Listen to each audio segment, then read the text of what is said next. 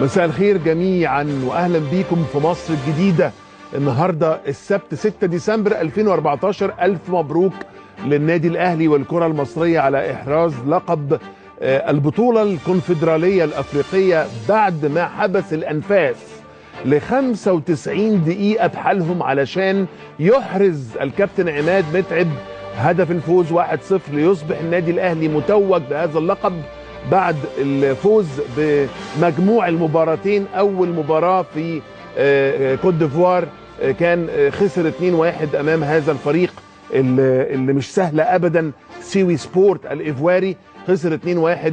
ثم يعني ربنا وفق عماد متعب وفرقه النادي الاهلي ليحرز الهدف القاتل في الوقت القاتل وينهي بذلك هذه المباراه المثيرة جدا بهدف 1-0 ويفوز بهذا اللقب في مجموع المباراتين ليصبح أول نادي مصري يفوز ببطولة الكونفدرالية الإفريقية. يا ترى إيه أهمية هذا الفوز بكأس الكونفدرالية الإفريقية بالنسبة للنادي الأهلي وبالنسبة للكرة المصرية بشكل عام، ولماذا تأخر هدف الفوز؟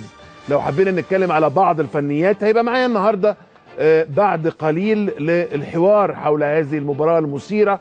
هيبقى معايا الكابتن محمد فاروق نجم النادي الأهلي السابق والمحلل الرياضي المعروف، وهيبقى معايا أيضا الصحفي والناقد الرياضي إسلام صادق هيبقى معانا بعد قليل في مصر الجديدة. مفيش شك ان احكام الاعدام اللي صدرت بحق من ارتكبوا مذبحة كرداسة او هكذا اصبحت تعرف اعلاميا لما يعني قتلوا وعذبوا ومثلوا بجثث شهداء الشرطة في اسم كرداسة عقب فض اعتصامي ربعة والنهضة. مفيش شك ان هذه الاحكام حملت معاني كثيرة جدا بالنسبة لأهالي هؤلاء الشهداء اللي شفنا طبعا مسألة تعذيبهم وقتلهم بدم بارد ويعني التمثيل بجثثهم، يعني نقدر نقول شفناها بالصوت والصورة في واحدة من أبشع المذابح أو المجازر اللي ممكن ترتكب ضد أي إنسان، يعني نقدر نقول في التاريخ في بلدنا. يعني على كل حال كيف استقبل أهالي الشهداء هذا الحكم، ويا ترى ماذا يعني لهم بالنسبة للمضي قدما في مستقبل يعني الأسرة؟ هتبقى معايا النهاردة نموذج لأسرة الشهيد العميد عامر عبد المقصود نائب مأمور اسم كرداسة، واللي للأسف الشديد طبعا زي ما احنا عارفين يعني قتل في هذه المذبحة. سيدة نجلاء سامي زوجة الشهيد عامر عبد المقصود وهي موظفة في إدارة العلاقات الإنسانية بوزارة الداخلية، هتبقى ضيفتي بعد قليل. وهيبقى معايا نجل الشهيد عامر وهو أحمد طالب جامعي، والنجل الآخر وهو علاء الدين نجل الشهيد عامر عبد المقصود وهو طالب أيضا في المرحلة الثانوية. هنتكلم معاهم في موضوع إنساني جدا حول الحكم وماذا يعني هذا الحكم بالنسبة لمستقبل هذه الأسرة.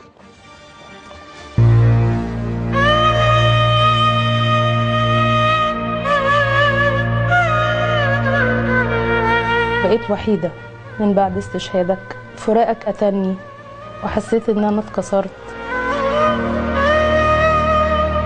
بستنى اسمع خطوة رجليك زي ما كنت بسمع وبفتح لك الباب، بستنى ان انت تيجي تفتح الباب ما بيحصلش. عامر عيالك في عينيا واحمد ولولو في عينيا. عايزة اقول لك وداعا وداعا يا أغلى وأعز ما كنت أملك.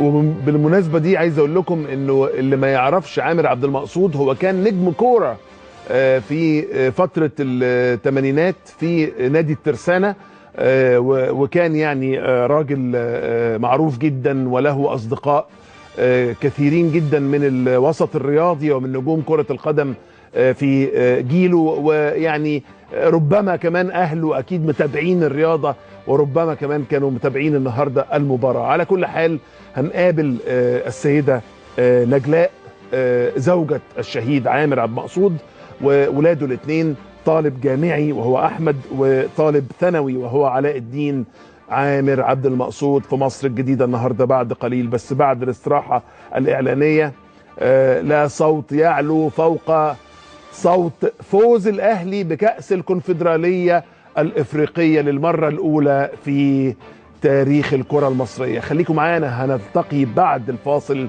اوعوا تروحوا في اي حته.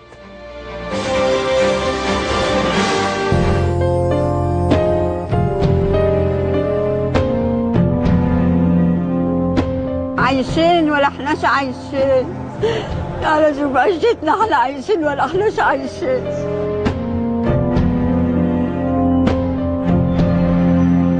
ما فيش الا 300 جنيه اللي باخدهم من الشغل، ولا هم مقضين اي حاجه، والسكن جاب لنا المرض والعين. بقول لحضرتك الفيران بتاكلنا، وادي بنت وادي بنت هي برضه، وليه عيل برضه الفار اكله من هنا، وادي بنت برضه الفار اكلها هي.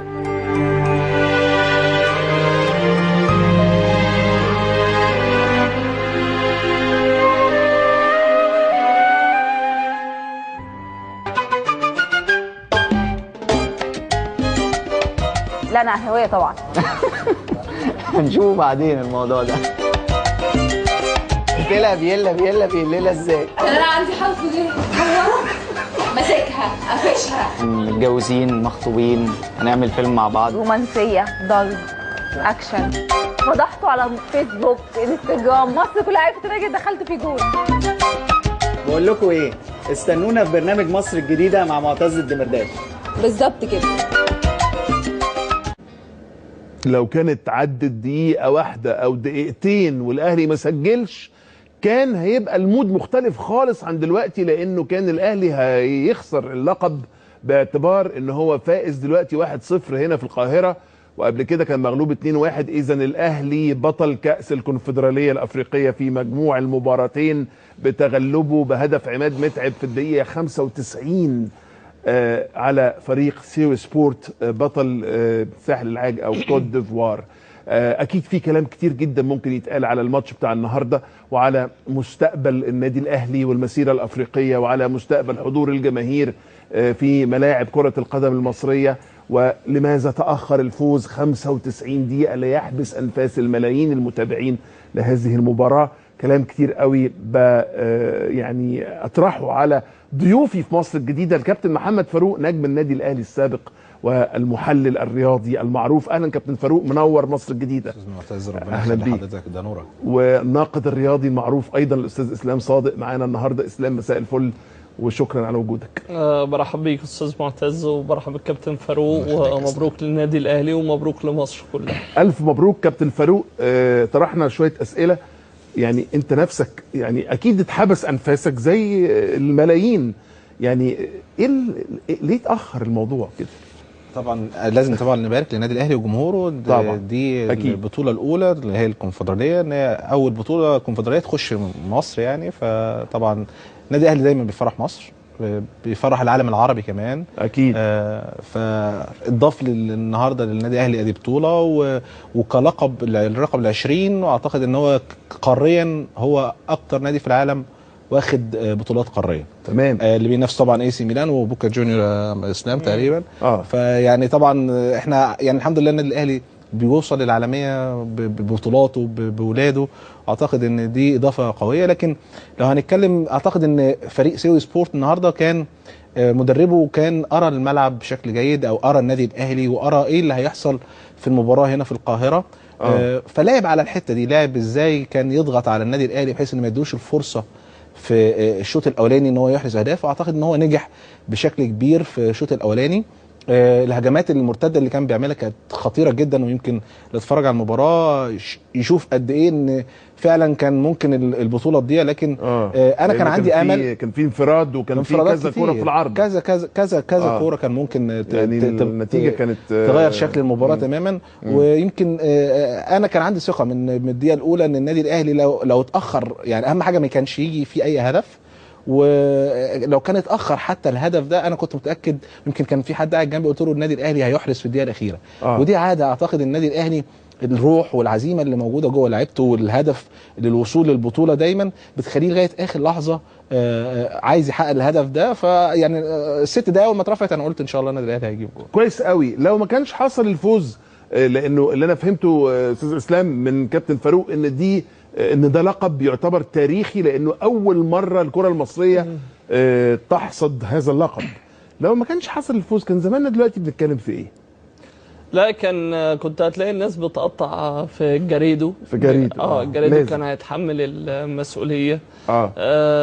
الناس اللي هتكون ضد مجلس اداره النادي الاهلي كانت هتحمل مجلس الاداره انه تعاقد مع جريدو، وكانوا هيحملوا جريدو المسؤوليه لانه استغنى عن 17 لاعب او 16 لاعب، ومنهم عدد كبير مقيدين في القائمه الافريقيه وقت ما تولى المسؤوليه. كنت هتلاقي 180 درجه المساله مختلفه.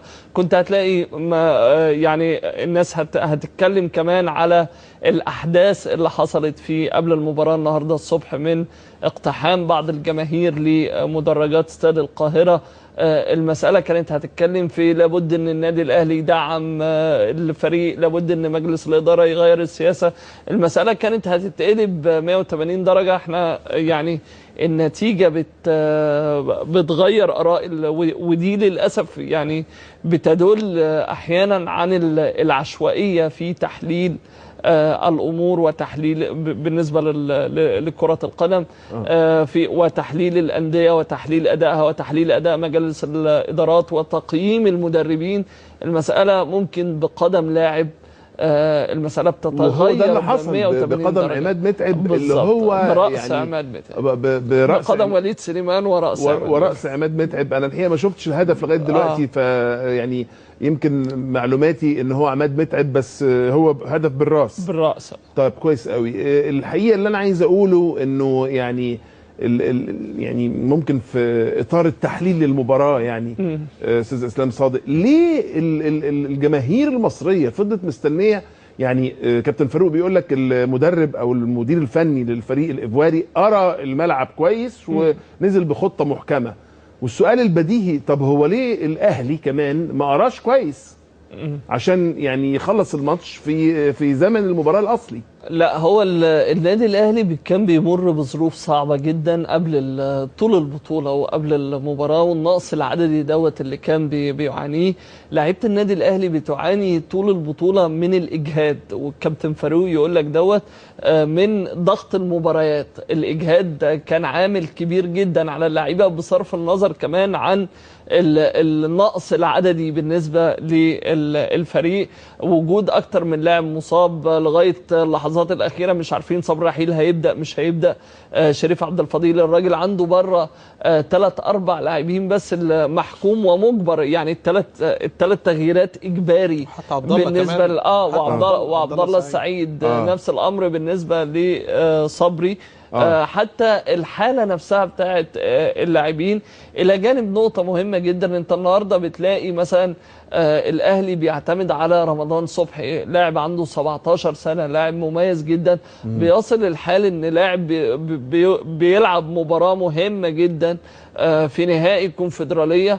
المباراه ديت كمان عليها ضغط كبير من الناحيه المعنويه، من الناحيه ان النادي الاهلي داخل البطوله مش بيحافظ على النادي الاهلي وبس، لكن بيحافظ على سمعه وهيبه الكره المصريه بعد الاخفاقات وفشل المنتخبات الوطنيه خلال الفتره اللي فاتت، وتحديدا المنتخب الاول وعدم تأهله لأمم إفريقيا للمرة الثالثة على التوالي. فالموضوع مختلف تماما. البطولة ديت يمكن بتحفظ ماء وجه الكرة المصرية، ويمكن الكابتن فاروق كمان يقدر يتكلم من الناحية الفنية أقدر مني في أسباب تأخر الفوز إلى الدقيقة 95. وموضوع الناحية الفنية برضو هاممني قوي، هو يعني الخطة اللي كانت محطوطة، يعني ليه ما كانش فيه تركيز اكتر على تحقيق فوز مبكر وبعد كده الاهلي يلعب مستريح؟ وكمان كابتن فاروق بيقول ان هم كانوا بيهاجموا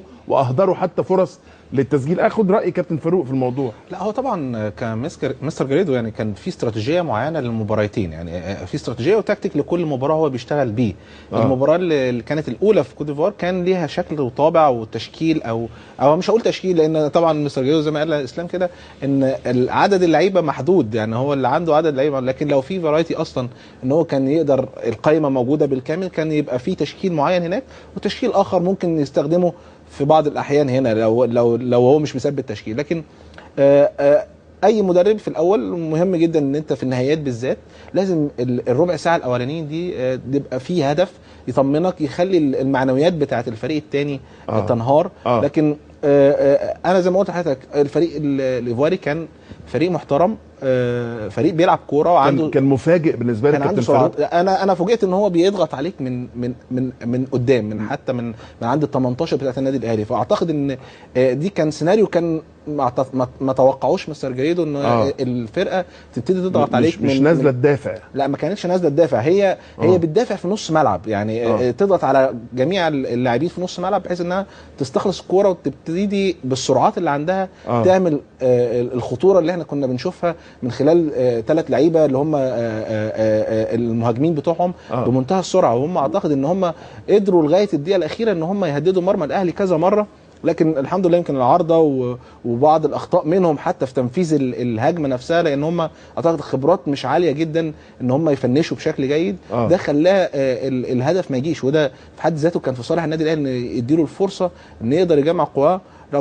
رغم كده ان النادي الاهلي فضل عنده العزيمه انه يوصل لغايه اخر دقيقه ويحرز. تمام، كويس قوي كابتن اسلام. انا عارف كويس انه الفريق ده مش من اقوى فرق كوت ديفوار مقارنه بالفرق اللي هي اسك ابيجان وعندهم اظن فريق تاني اقوى منه افريكا سبورت. وده طبعا يعني كوت ديفوار للي ما يعرفش دي بلد دروجبا واللعيبه المحترفين في دوريات طبعا يعني عايز اقول انما اللي عايز اقوله انه يعني في خلال فتره المباراه او زمن المباراه الاصلي يا ريت تكلمنا عن احساسك بفترات كنت حاسس ان الاهلي فيها مهدد بالفعل انه اللقب هيضيع منه على استاد القاهره. بدأ يمكن في الشوط الثاني كان في ظهر الاجهاد اكبر، ظهر فارق السرعات، فارق اللياقه البدنيه ما بين الفريق سيوي سبورت والنادي الاهلي في الهجمات المرتده لفريق سيوي سبورت تحديدا. في يمكن هم اهدروا 3 فرص في محققين في الشوط الاول، وفي الشوط الثاني برضو يعني راحوا باكتر من فرصه. كان يعني الشوط الثاني تحديدا بدات لما احمد عادل عبد المنعم كمان اصيب وشعر بمزق في الخلفيه اعتقد. يعني كل دوت انا كنت خايف كمان ان اي شوطه هتبقى على احمد عادل مش هيقدر يروح لها، يعني او الى جانب السرعات الكبيره اللي كانت واضحه ما بين. ولكن فريق سيوي سبورت فريق عشوائي شويه. هو كان منظم دفاعيا جدا. النادي الاهلي اداله الفرصه بشكل او باخر في عدم تسجيل هدف مبكر من البدايه. بدأ كمان خوف الجماهير يدي ثقه للاعبين او للمنافس خلال المباراه. كل العوامل ديت ادت لفريق سيوي سبورت وادت تاخر شويه في تسجيل الفوز او احراز الفوز. تمام. احنا عندنا يعني كان في حوالي 40,000 متفرج داخل استاد القاهره. يعني المباراة على عكس مباريات تانية كان فيها حضور جماهيري يعتبر نسبيا مكثف جدا. عايزين بس نشوف الحالة العامة للجماهير بعد انتهاء المباراة. مراسلنا كريم الشيخ موجود في استاد القاهرة، أمام استاد القاهرة، ويقول لنا كده. طبعا يعني الناس أكيد فرحانة، بس بيقولوا لك إيه يا كريم؟ مساء الخير.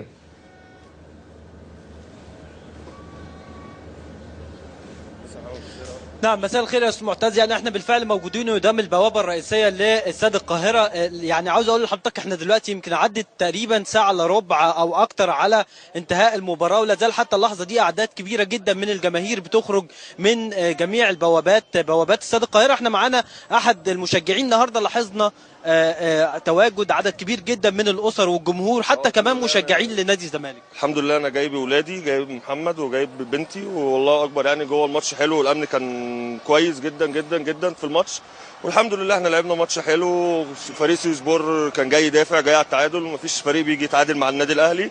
الحمد لله فوزنا، والاهلي اخر الوقت الضايع هو بنخلص بطولات. الحمد لله احنا دلوقتي 20 بطوله، وان شاء الله السوبر جاي باذن الله 21 بطوله باذن الله، واحنا الاول على العالم باذن الله. الحمد لله. طيب انتوا الجمهور لحد اللحظات الاخيره كان بدا ييأس، هل انت كنت من الناس دي؟ وكانت الناس بتتكلم ازاي في داخل المدرج؟ اول ما الكره بتاعتهم جت في العارضه انا عرفت الحمد لله ان شاء الله هنفوز باذن الله، والكور اللي ضاعت الحمد لله، واللعيبه كلها رجاله، في ناس كتير كانت بتلعب مصابه، احمد عادل عبد المنعم، حسام غالي، الحمد لله الحمد لله على كل حاجه، والف مبروك لمصر. حضور الجمهور النهارده شايفه ازاي، رغم ان كان في كلام كتير جدا حوالين الالتراس واللي حصل بعد الظهر والحاجات دي كلها؟ لا والله يعني انا كنت متخوف، انا معايا التذاكر وقاعد بتابع الاخبار من الصبح، بس الحمد لله لما قالوا ان الجمهور خرج والامن يعني سيطر على الموقف، الحمد لله جينا وانا داخل مفيش اي مشكله، وانا داخل مفيش طوابير حتى كان خفيفه عشان احنا داخلين من هنا، فالحمد لله يعني الحمد لله كويس الامن يعني. طيب محمد، ايه اللي جابك النهارده المباراه بتاعه الاهلي والسيوسبور؟ عشان انا بحب الاهلي. عشان انا بحب الاهلي وبحب الجمهور الاهلي، بس ان شاء الله فاضل. مبسوط بالفوز النهارده؟ طب يعني يا استاذ معتز، ده صوت من اصوات الجماهير اللي جم النهارده المباراه. انا عاوز اقول لحضرتك دلوقتي وانا بتكلم معاك، بدات عربيات الامن المركزي اللي كانت بتنقل جنود الامن المركزي اللي كانوا بيامنوا المباراه تخرج، وطبعا قبل قليل خرج رئيس الوزراء ابراهيم محلب من نفس البوابه الرئيسيه. تمام، يعني رئيس الوزراء كان بيحضر المباراه، وكويس قوي ان الاهلي كسب، علشان الجمهور الكوره دايما بيربط ما بين حضور المسؤولين ووشهم حلو ووشهم وحش، فالحمد لله محلب وشه حلو على الاهلي. الف مبروك. شكرا لكريم الشيخ، وهاخد دلوقتي استراحه اعلانيه قصيره وارجع لضيوفي في الاستوديو الكابتن محمد فاروق والناقد الرياضي الاستاذ اسلام صادق. خليكم معانا، اوعوا تروحوا في اي حته.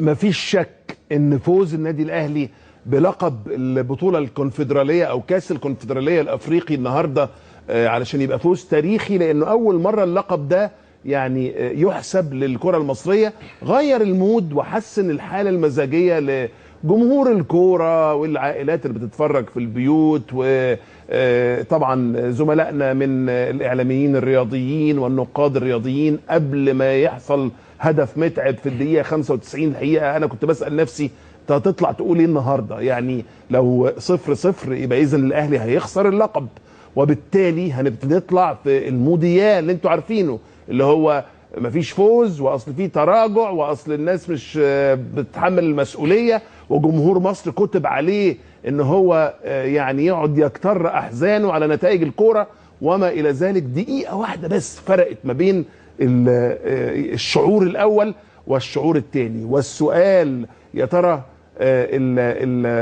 النتيجه دي معناها انه يعني ازاي ممكن تنعكس على مستقبل الكوره في النادي الاهلي؟ كابتن فاروق ايه رايك؟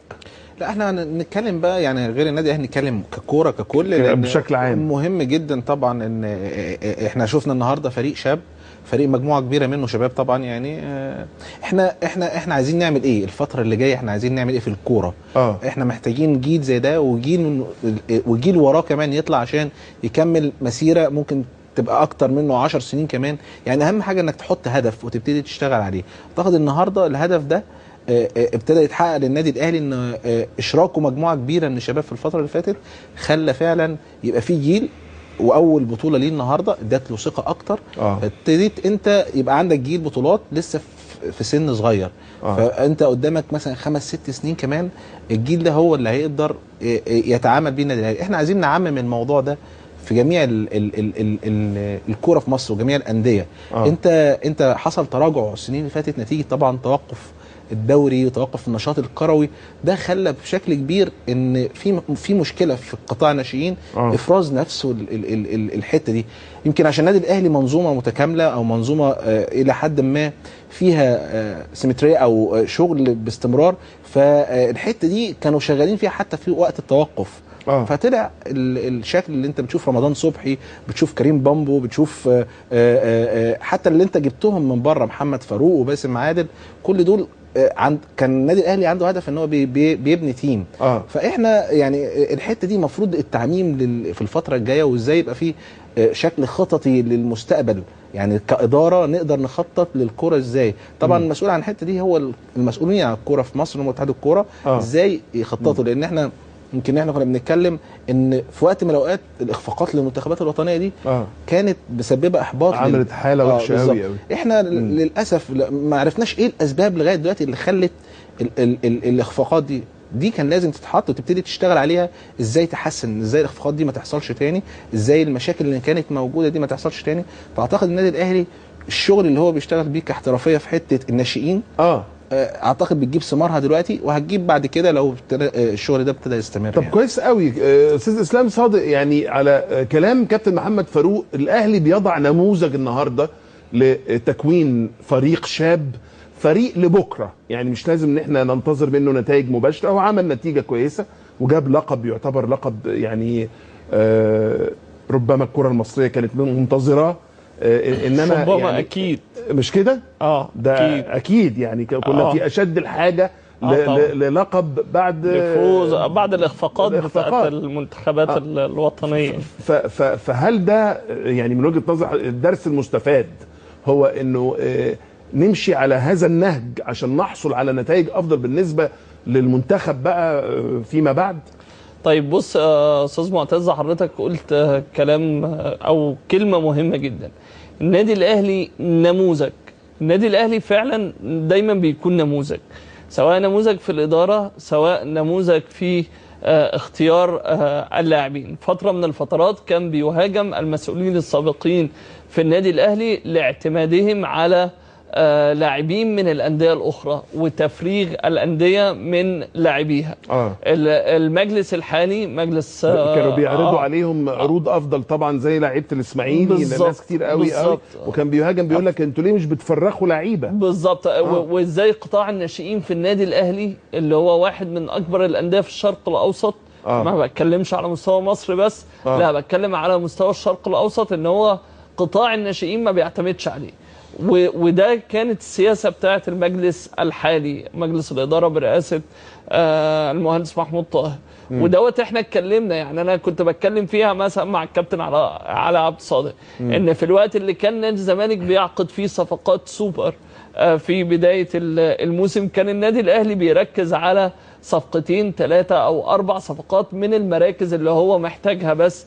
وتحديدا محمود طاهر رئيس النادي الاهلي قال انا لابد ان انا اطلع للكره المصريه جيل جديد من قطاع الناشئين. فانت النهارده لما بتيجي بتتكلم بتلاقي في النادي الاهلي ما يشتريش لعيبه على الجاهز زي ما بيقولوا، ما بيفرغش كمان الانديه. ولو كل نادي احتفظ بناشئيه وركز على قطاع الناشئين في الفترات اللي جايه، والكابتن محمد فاروق كان مدير منتخب الشباب، فعنده كمان درايه بالامور اللي انا بكلم حضرتك فيها.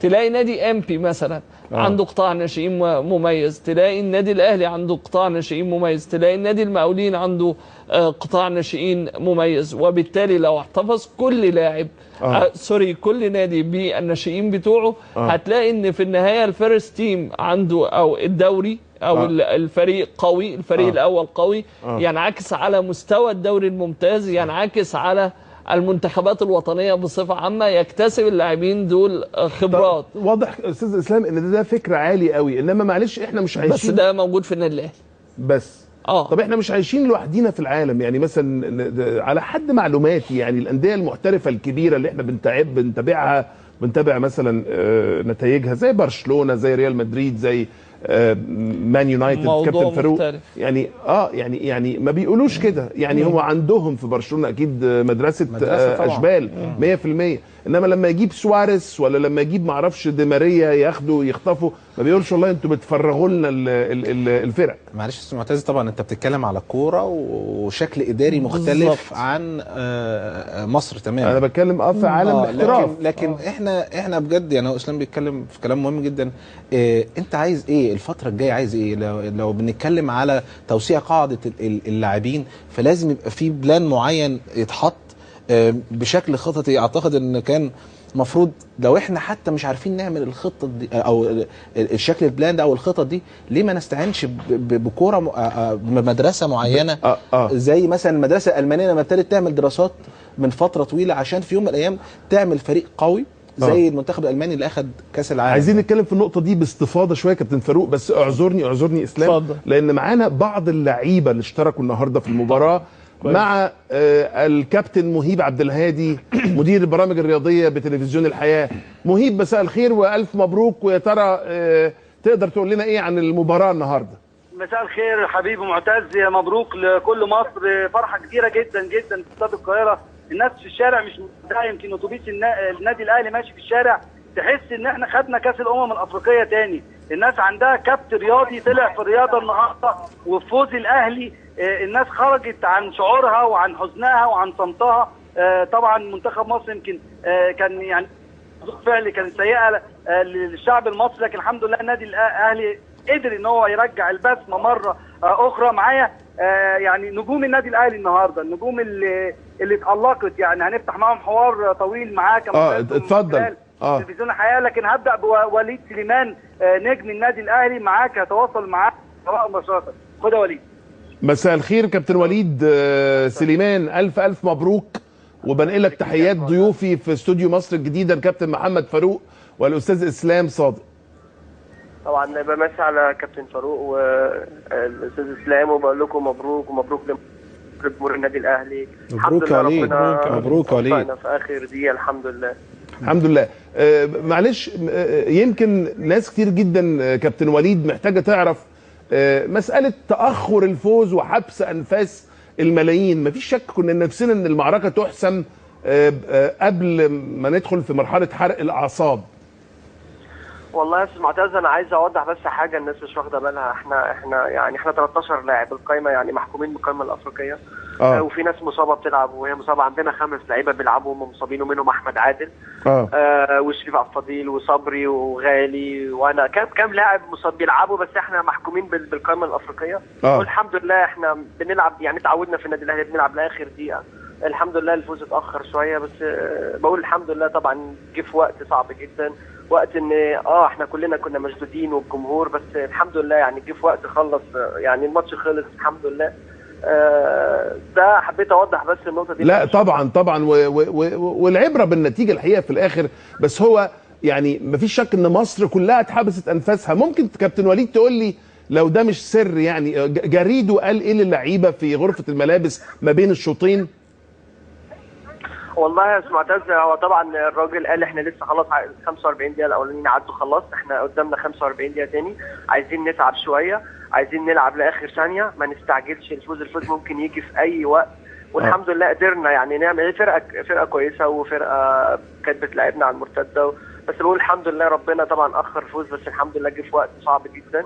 بشكر ربنا وبشكر جمهورنا اللي ساندنا لاخر دقيقه طبعا. وده طبعا الحمد لله ان احنا يعني قدرنا نسعد مصر ونسعد جمهورنا، ودي بالنسبه يعني بطوله جديده لشهدائنا بنضيفها، وبقول الحمد لله يا معتز. الحمد لله الف مبروك، وبشكرك على المداخله كابتن وليد سليمان، وربنا معاك طبعا في بقيه المشوار بتاعك وانت وكل زملائك. شكرا كابتن وليد. شكرا يا معتز. استاذ مهيب عبد الهادي انت لسه معانا، وهل في ضيوف تانيين؟ مساء الخير. ايوه مهيب مساء الخير. مساء الخير حبيبي. ايه في حد؟ انا عايز اقول لك ان هيكون معاك بعد دقايق لقاءات مع كل لاعبي النادي الاهلي، يمكن بيتم بثها الان، لكن خلينا واحد من نجوم ايضا فريق النادي الاهلي اللي جه على نفسه كتير جدا وكان مصاب ونزل في المباراه الاولى وادى اداء جيد، شريف عبد الفضيل نجم النادي الاهلي. شريف طبعا كابتن شريف مساء الخير. مساء النور. مساء النور يا استاذ معتز. اهلا كابتن شريف عبد الفضيل، الف مبروك. ويعني الحقيقه النتيجه ارضت جماهير الكره المصريه واعادت ليهم البسمه بعد طبعا الاخفاقات. يا ترى شعورك بالمباراه ايه النهارده؟ الحمد لله. يمكن احنا بنتكلم الاول على ان البطوله دي بتمثل الشعب المصري فرحه كبيره جدا، لان هي اول بطوله تخش قاريه تخش مصر. صحيح. الكونفدراليه، لان دي مش موجوده الحمد لله في الخزينه بتاعت مصر خالص. الحمد لله انها تخش دي الحمد لله تمثل سعاده رهيبه للشعب المصري كله، مش جمهور الاهلي بس. فالحمد لله ان ربنا كملها لنا على خير. يمكن ربنا خليها لنا في اخر دقيقه اللي يبقى الفرحه فرحتين يا معتز. طبعا اكيد تبقى اقوى بكتير يعني. ليه بقى ليها طعم تاني كابتن شريف، يعني طعمها في اخر دقيقه بصراحه. يعني انا كنت لسه بقول انه يعني كان دقيقه وكنا هنخش في المود بتاع الحزن والاكتئاب اللي احنا كنا بنعيش فيه. بالظبط يا معتز. يمكن حضرتك شفت احنا بدانا، احنا لان النادي الاهلي احنا كلاعبين النادي الاهلي دايما متعودين ان احنا بننافس، يعني بنقاتل اخر دقيقه. بغض النظر عن ايه اللي بيحصل في الملعب خارج الملعب، احنا متعودين دايما احنا بنقاتل، واكيد ربنا شايل لنا حاجه كويسه. كابتن شريف ممكن سؤال بس من ضيفي في الاستوديو كابتن محمد فاروق بعد اذنك؟ شريف ازيك ومبروك يا شريف. اتفضل مبروك يا حبيبي، مبروك. الله يبارك فيك. المجهود النهارده ما شاء الله عليك، يعني اكيد انت كنت في تعليمات معينه طبعا بتواجدك بشكل معين في الملعب، لكن انت خروجك كان خروج تكتيكي ولا يعني ولا اصابه يا شريف؟ لا كان طبعا تكتيكي. يمكن الحمد لله انا خدت حوالي 70 دقيقه او 65 دقيقه، فده انا بقالي كتير جدا ما بلعبش زي ما انت عارف يا كابتن فاروق، لسه راجع بالظبط اصابه. الحمد لله ان انا كنت واخد تعليمات صارمه، يعني ان انا نلعب ثلاثه بالظبط، انا وسعد ونجيب نلعب احنا ثلاثه في اللعب، يعني ممكن هي سند كده مع موسى ايدان. انا كنت واخد تعليمات صارمه ان انا العب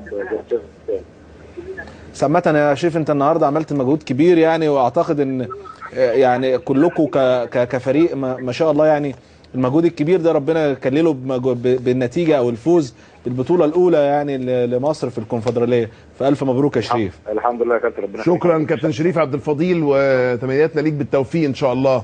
شكرا ليك على هذا الحوار. يا ترى مهيب عبد الهادي معاه مين تاني؟ مساء الخير يا مهيب. الو معاك. انا معاك انا كمان. مهيب الخط نجم حسام عاشور ما وقفش. لا معلش مهيب في مشكله في الشبكه، يا ريت تكرر تاني. النجم الكبير حسام عاشور ده يعني ما وقفش طول ال 90 دقيقه، يعني كان عامل مجهود غير طبيعي النهارده، وهو يعني من اللعيبه يعني الجمال جدا. هتواصل معاك يا استاذ معتز من خلال مصر الجديده. طيب شكرا كابتن حسام عاشور، مساء الخير والف مبروك. ويعني اسعدتوا جماهير الكره المصريه النهارده الحقيقه، فتستحقوا مننا كل تقدير وكل شكر. ربنا يخليك يا حضرتك طبعا، وسعيد بيك طبعا، بقول الحمد لله كرم من عند ربنا اللي احنا البطوله دي غاليه علينا، ان احنا نحطها في خزينه النادي الاهلي، اول فريق مصري يدخلها مصر الحمد لله على ايدينا احنا وايد النادي. بقول الحمد لله مبروك للجمهور اللي جينا طبعا وروحناها مبسوط، دي اهم حاجه. مبروك للاعيبه النادي الاهلي ورجاله النادي الاهلي ومبروك لمصر كلها طبعا البطوله الغاليه دي. كابتن حسام بعد اذنك ضيفي في الاستوديو الاستاذ اسلام صادق هيطرح عليك سؤال سريعا بعد اذنك. اتفضل. كابتن حسام مبروك وبالتوفيق الفتره اللي جايه طبعا، وهي كانت مباراه صعبه جدا، صعبه في ان انتوا طبعا يعني زي ما كان بيتكلم الكابتن وليد سليمان ان انتوا 13 لاعب بس، وفي نقص كبير في اللاعبين. ولكن امتى كابتن حسام يعني شعرت بالخطر في المباراه، ولا انت كنت واثق من الفوز وواثق ان النادي الاهلي هيقدر، او انتوا كلاعيبه تقدروا هتحققوا المكسب؟ طبعا بكلم على حضرتك يا استاذ اسلام وبقول لا الحمد لله، يعني انا بقول احنا كنا عايزين نكسب من اول ماتش، احنا نازلين عشان نكسب من اول ماتش، بس اكيد زي ما سيما فضيل قال ربنا شايل لنا حاجه كويسه. بقول الحمد لله، يعني الماتش كله والله القلق كله كان الماتش كله، يعني اللي انت تطلع من الماتش ده مش كسبان والناس دي كلها تروح زعلانه، دي كانت فارقه معايا وفارقه مع اللعيبه كلها. ما كانش ينفع نروح الناس دي كلها زعلان. بقول الحمد لله طبعا، مبروك لرجاله النادي الاهلي ومبروك لمصر كلها طبعا. شكرا للكابتن حسام عاشور اللي يعني باعتراف الكل قبل بلاء حسنا النهارده جدا في ادائه في المباراه. والف الف مبروك. شكرا كابتن حسام وربنا معاك. شكرا لمهيب عبد الهادي على هذه الحوارات، وربما بعد قليل بيبث حوارات اجراها يعني في لحظه خروج لاعبي النادي الاهلي من استاد القاهره، وهيبثها لنا بالصوت والصوره علشان نعرضها بعد قليل. هنتكلم مع بعض يعني المشاهدين والمتابعين لهذه المباراه من اماكن مختلفه كده، ونشوف احساسهم ايه بالمباراه. هبدا من سعيد من غمره. سعيد مساء الخير. مساء الخير يا استاذ معتز. اهلا بيك، اتفضل يا سعيد. انا بمسي على استاذ اسلام صادق الناقد الرياضي طبعا المعروف المحترم. اهلا بيك. وكابتن محمد فاروق نجم النادي الاهلي طبعا، نجم البطولات يعني. ربنا يخليك. اهلا وسهلا. اهلا وسهلا بحضرتك. لا كنا لسه بنقول انه يعني الفوز اللي في الاخر ده حبس الانفاس، بس في الاخر النتيجه كانت يعني ايجابيه جدا، لانه يعني رجع اجواء البهجه والانتصارات للكره المصريه. ايه رايك؟ طبعا احنا النادي الاهلي يعني الميزه في النادي الاهلي ان احنا متعودين ان هو ممكن في اخر ثانيه مع صفاره الحكم، يعني احنا بنبقى قاعدين ما بنيأس. طبعا احنا زي ما حضرتك بتقولي الدم محبوس طول الماتش صحيح، بس احنا قاعدين مستنيين الاهلي يفوز في اخر ثانيه. يعني على طول دائما الاهلي معودنا اللي هو اللي بيفرحنا على طول وبيفرح مصر كلها، ونبقى متاكدين ان هو في اخر ثانيه يعني بنسبه 95% ان شاء الله الاهلي هيجيب الجون، والحمد لله رب العالمين مصر كلها فرحانه، والاهلي برضه حقق النتيجه اللي احنا كنا عايزينها وخدنا البطوله في الاخر. دي احسن حاجه، مش مهم بقى حبس النفس الساعه ونص دول، لكن الحمد لله الحمد لله الاهلي قدم مباراه كبيره. يعني لو كانت النتيجه 0-0 كان زمانك بتقول ايه دلوقتي يا سعيد؟ كلام تاني خالص. انا كنت هبقى زعلان ان البطوله ما جاتش النادي الاهلي ومستنيينها بقالنا كتير قوي اول مره تخش مصر. ولكن بصراحه في حاجه فرحتني النهارده جامد جدا جديده علينا، اللي هو موضوع الجمهور. كان رائع جدا الحمد لله، والمباراه طلعت بسلام، وفعلا احنا مفتقدين الجمهور. احنا مستنيين الجمهور في المباريات، لان كان الاحساس مختلف خالص عن المباريات اللي قبل كده. ربنا يسهل وترجع جماهير الكره المصريه للملاعب باذن الله، ويعني نرجع للاجواء اللي احنا طول عمرنا متعودين عليها، وترجع الكره الى سابق عهدها باذن الله. شكرا لسعيد من غمره. اخد مكالمه اخرى من علي من القاهره. اتفضل يا علي مساء الخير. السلام عليكم يا استاذ معتز. وعليكم السلام ورحمه الله. تقول لنا ايه عن فوز الاهلي النهارده يا باشا؟ الماتش النهارده كان صعب، يعني الناس ما تتكلمش على الماتش كان سهل، وبعدين الاهلي بيبني فرقه لسه. طبعا الماتش كان صعب النهارده، وبعدين محمد صلاح بيتكلم بيقول لك على لسه الاهلي بيبني فريق جديد. كتر خير الاهلي في الوقت اللي انت فيه ده يا فندم، اللي هو يجي يكسب بطوله زي كده اول مره تخش مصر. الاول فريق هنا في مصر حضرتك يدخل الكونفدراليه دي، اول بطوله مش سهله. الو. ايوه انا سامعك يا علي. بتقول كتر خير الاهلي قوي انه بالفرقه الشابه دي بيحرز اللقب ده، ياخد بطوله. يا فندم وبعدين يا فندم في كمان في الاهلي ما تنساش في كذا لعيب مصاب جامد، يعني اللعيبه برضو تلاقي وزنها في الملعب. والاهلي برضو خط النص في الاهلي برضو في كام لعيب برضو في خط النص. حالتك المعنويه شكلها ايه دلوقتي بعد الفوز ده يا علي؟ يا فندم حالتك المعنويه مزاجك ايه بعد الفوز؟ الواحد لما اتفرج عليه والاهلي جه يكسب في الدقيقه 95 واحد فرح. الواحد كان بيتفرج على كافيه تحت عندنا في مصر القديمه، الناس كلها كانت بتهيص يا فندم. ربنا يزود افراحكم يا علي. شكرا على هذه المشاركه. علي من القاهره. اخر اتصال كاميليا من القاهره برضو. كاميليا مساء الخير. مساء الخير يا فندم. انا سعيده جدا اني بكلمك. شكرا شكرا. والف مبروك. انا اهلاويه، ولكن انا الف مبروك لمصر. طبعا يعني انا فرحانه جدا ان مصر مبسوطه. انت مبسوطه بان الاهلي احرز اللقب ده لمصر؟ ايوه طبعا. قبل ما يكون للنادي الاهلي فهو للكره المصريه ولجماهير مصر. ايوه يا فندم. احنا كنا محتاجين زقه كده معنويه يا كاميليا، صح؟ مصر محتاجه تفرح يا معتز بيه. المصريين محتاجين يفرحوا، واحنا فرحنا. اي حاجه تفرحنا. ربنا يخلينا الاهلي ويخلينا مصر ويخلينا رئيسنا ويخلينا كل واحد في مصر، ويخلي لنا الناس الطيبه اللي زيك. استاذ معتز يعني شكرا لكاميليا من القاهره. كابتن فاروق اتفضل. انا بس يعني شوف هي بتتكلم بتقول لمصر، يعني امبارح بتفرج على برنامج، فوجئت باحد الاعلاميين يعني مش بدون ذكر الاسم بيتكلم ان النادي الاهلي بيمثل الجمهور الاهلاوي فقط لا غير، وده في حد ذاته احزنني كتير. ما كنتش اتخيل ان ممكن لا النادي الاهلي بيمثل مصر. مصر كلها فرحانه بغض النظر، فكنتش اتمنى ان هو يتكلم. ده مين ده؟ بدون ذكر الاسم يا اسلام. لا النادي الاهلي بيمثل مصر ويفرح. انت معترض على المدرسه دي في التفكير طبعا. طبعا اللي هو طبعا. رجعنا بقى لاجواء التعصب. لما بيجي رابطه نادي المصري، رابطه نادي الاتحاد، رابطه نادي الاسماعيلي، وتيجي تشجع النادي الاهلي، فده في حد ذاته ده تمثيل لمصر كلها. فانا احزنني حاجه زي كده فعلا امبارح، فاتمنى ان يعني التفكير ده يتغير عند بعض وانا معاك 100% في الراي ده. استاذ اسلام صادق، النهارده كان في بعض الانباء طبعا، يعني زي ما تقول ايه، يعني الفرحه بتنسي الواحد اي ملفات ممكن تكون سلبيه، ولكن لو بنتكلم على مستقبل الملاعب ومستقبل الكوره وحضور الجمهور، كان في اخبار وربما انت يبقى عندك بعض التفاصيل عن اقتحام مجموعات من الجماهير للاستاد باستخدام عربيه نقل. هل ده لوري ايه اللي حصل؟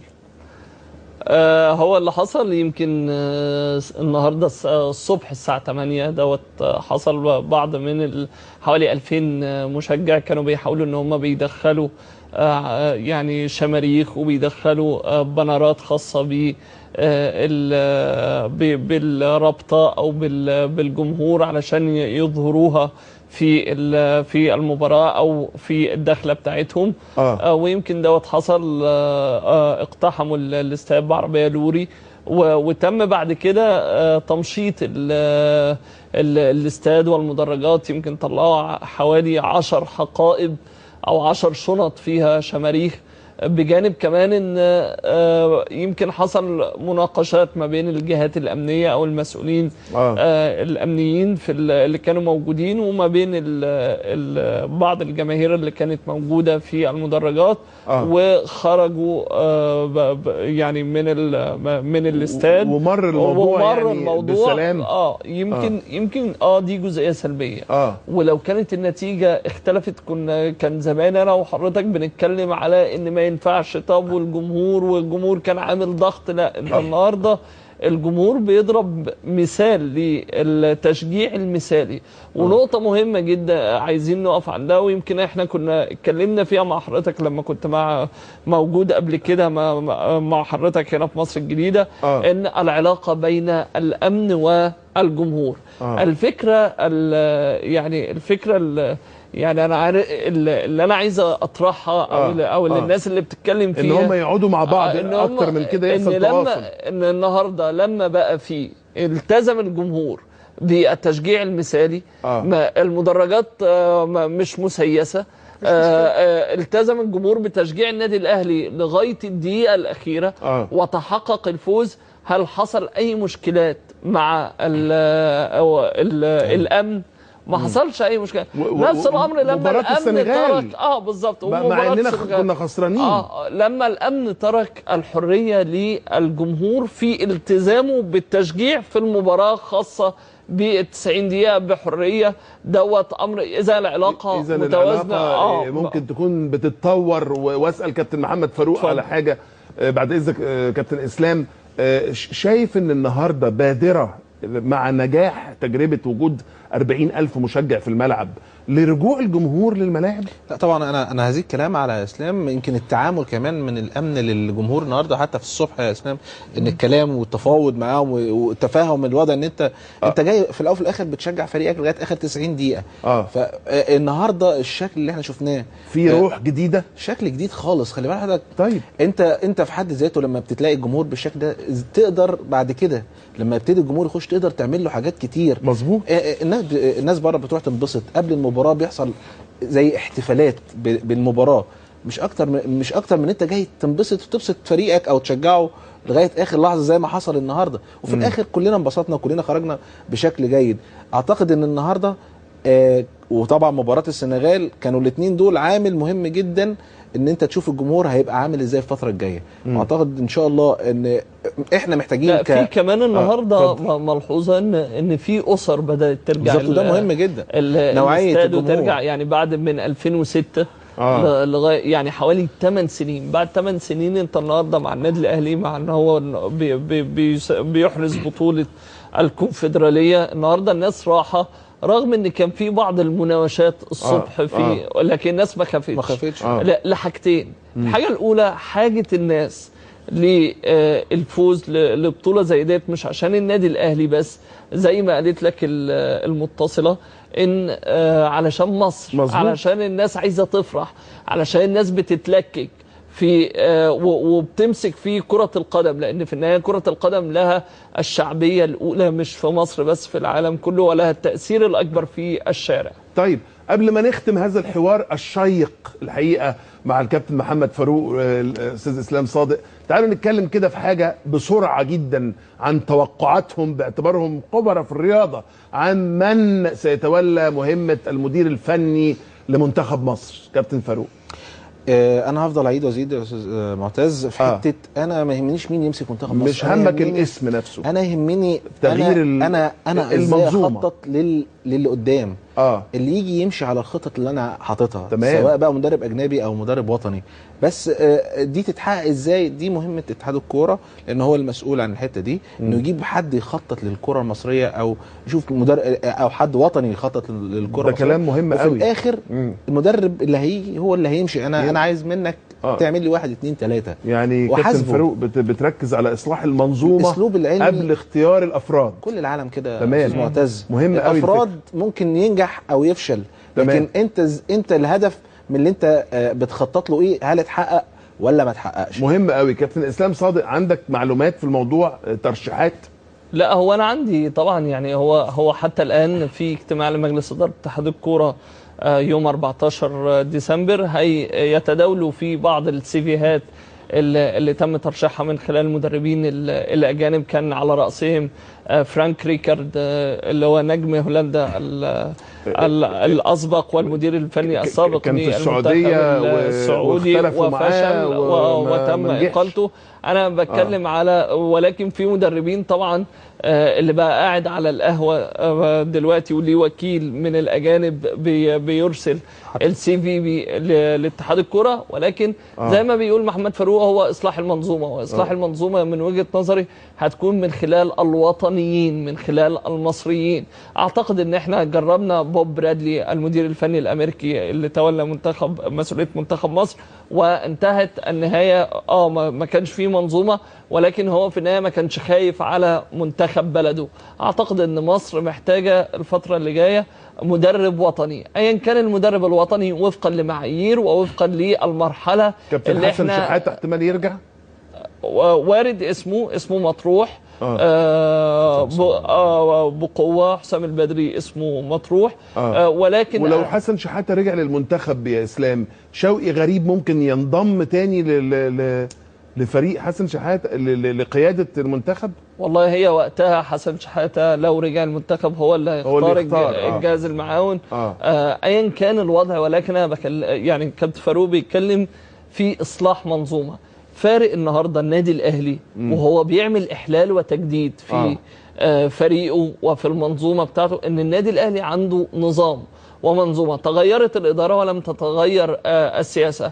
النهارده رئيس النادي الاهلي ما بتطلعش بشيء مخلي مسؤوليه الكوره عند علاء عبد الصادق رئيس جهاز الكره ورئيس قطاع الكره، هو اللي مسؤول. هو اللي 3 مديرين فنيين والثلاث مديرين فنيين اختلفوا يهدوا اي فرقه، ولكن قدر النادي الاهلي يحتفظ بقوته وهيبته ويفرح مصر ويكون سبب في فرحه المصريين.